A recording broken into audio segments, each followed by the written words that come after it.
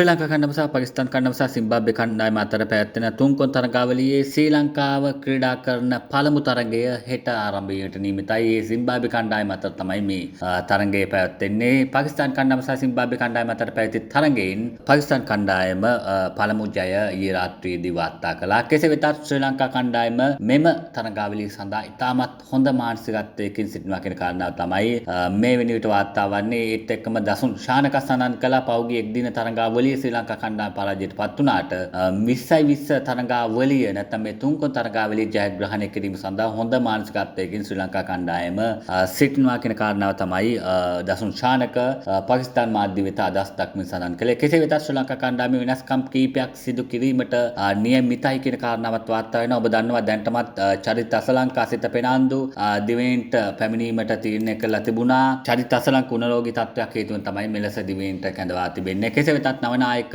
දසුන් ශානකට හිමිවීමත් සමග ශ්‍රී ලංකා කණ්ඩායම වෙනස්කම් කීපයක් සිදුවීමට නියමිතයි කියන කාරණාව වාර්තා වෙනවා. චරිත අසලංක වෙනුවට පවන් රත්නායකත් කණ්ඩායමට ඇතුළත් කර තිබෙනවා. ඒ වගේම තමයි දඟපන්දු යවන ක්‍රීඩක විජේකාන්ත් වියස්කාන් කණ්ඩායමට ඇතුළත් කිරීමට නියමිතයි කියන කාරණාවත් මේ වෙන විට තොරතුරු වාර්තා වෙනවා. පැතුම් නිස්සංක, කුසල් මැන්ඩිස්, කුසල් පෙරේරා, කමිල් මිචාර, නායක දසුන් ශානක, කමිදු මැන්ඩිස්, බානුක රාජපක්ෂ නැවත කණ්ඩායමට කැඳවා තිබෙනවා. ජනිත් ලියනගේ වනිදු හසරංගගේ ආබාධ තත්ත්වයක් තහවුරු කරන්න බෑ. නැත්නම් ඔහුත් පළමු තරගයේ ක්‍රීඩා කිරීම අවිනිශ්චිතයි කියන කාරණාව තමයි වාර්තා වන්නේ. මහිත් තීක්ෂණ, දුස්මන්ත හේමන්ත, දුස්මන්ත චමීරත් ආබාධ තත්ත්වයකට ලක්ව තිබෙනවා.